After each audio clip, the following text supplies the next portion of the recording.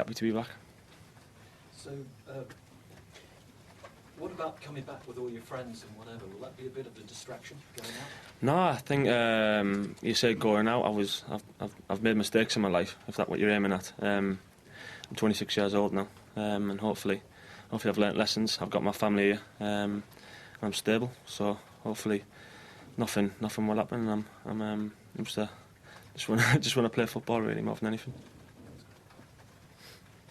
Keith, obviously, if we could just turn to the other agenda, there was a lot of speculation about Robert Huth. Can you bring us up to date with what the latest situation is on that at this moment in time? Yeah, sure. The situation with Robert is that the deal's done from all parties. Robert has signed a contract with Middlesbrough, and we in turn have signed an agreement with Chelsea.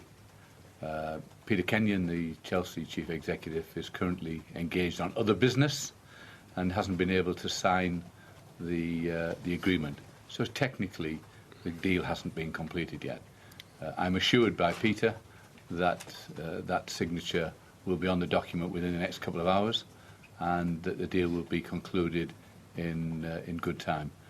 But unfortunately, technically, it hasn't been completed, and it would be unfair of us to put Robert in front of the cameras now. But everyone fully expects it to be done in the next 2 or 3 hours, and Robert will be a Middlesbrough player before the transfer deadline closes on midnight tonight. As I'm sure you're aware, on a day like this, there is rumour and counter-rumour. There are some stories circulating in the south of England that perhaps there's a problem with maybe the Gallas and Cole deal, and Huth might be involved in that. Is there any concerns on your part over that? None whatsoever. I'm taking Chelsea and Peter Kenyon at face value. They've told me the deal will be completed, and they've told Robert that it will as well. So it's a timing issue. Peter can't be in two places at once. I don't think it would take a genius to work out where he is at the moment.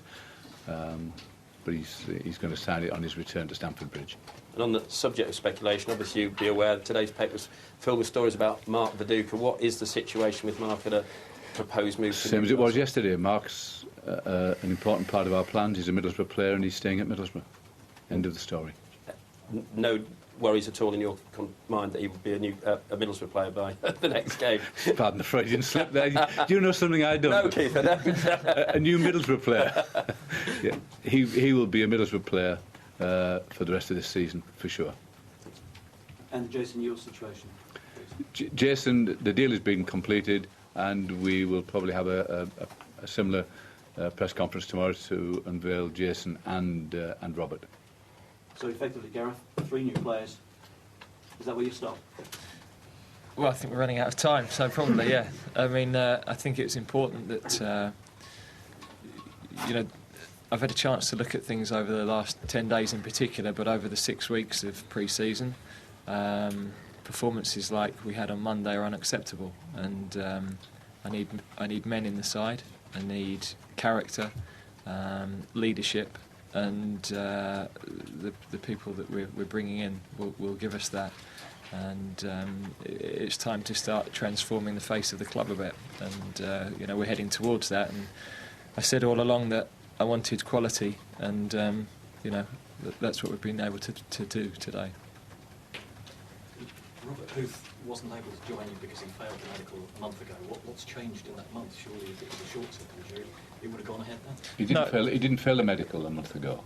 He had a problem with his foot that needed some attention, and then we decided that we'd let him go back to Chelsea to have that operation and to complete his rehabilitation at Chelsea. That was the reason that he never joined Middlesbrough. Actually, it's a lot more than 5 weeks ago. It was around about the World Cup time, and that operation was successful. The rehabilitation has been completed.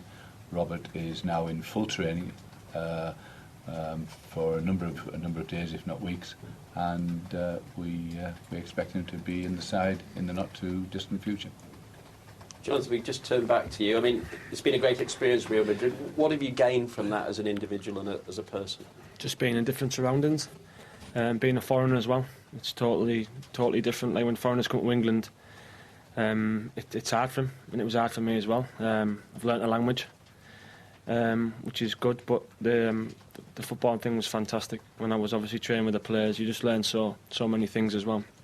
and the players are brilliant to me as well. La Liga obviously is a fantastic league, but how much are you looking forward to being back in the Premiership? Premiership for me is the best league in the world. I wouldn't say technically, because I'd say the Spanish league is more technically better. But the atmospheres in the Premiership are just unbelievable, and I have missed the atmospheres in every game that you play. Thank you very much. Cheers. Okay. Thank you. Cheers. Thank you very much, everybody. Thank you. Damien, would you have some questions? Well, there you have it. Fascinating. Absolutely. Fascinating. The pieces of the